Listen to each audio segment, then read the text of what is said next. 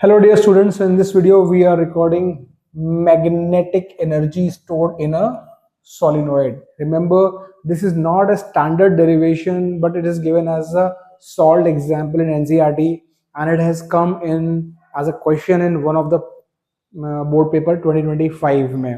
तो इसलिए अपने को इसको लर्न करना जरूरी है। नॉन स्टैंडर्ड है बट इस तरह क्वेश्चंस बहुत आते हैं।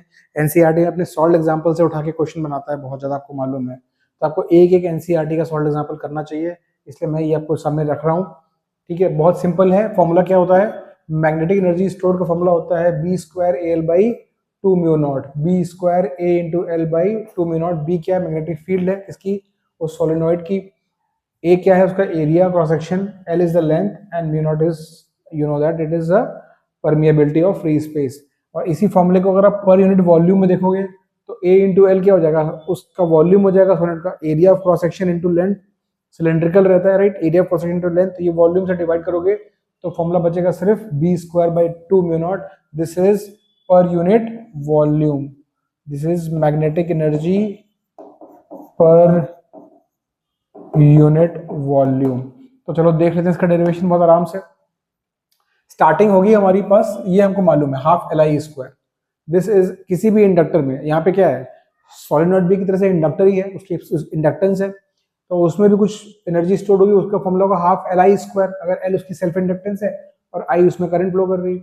मैं हमको मालूम है सॉलिनॉइड का सेल्फ इंडक्टेंस क्या होता है? Mu not N square A L. ये फॉर्मूला को मालूम है, mu not N square A L.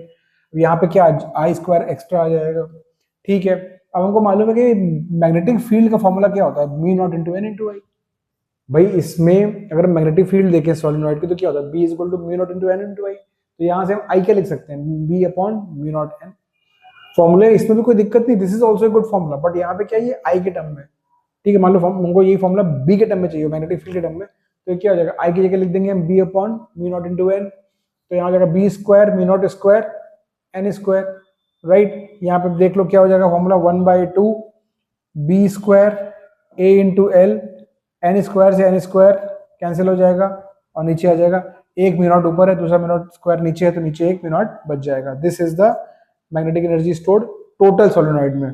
ठीक है, अब इसी को अगर हम पर यूनिट वॉल्यूम करेंगे गाइस, तो ये चीज जो ए इंटू एल है वॉल्यूम वो कैंसिल हो जाएगा।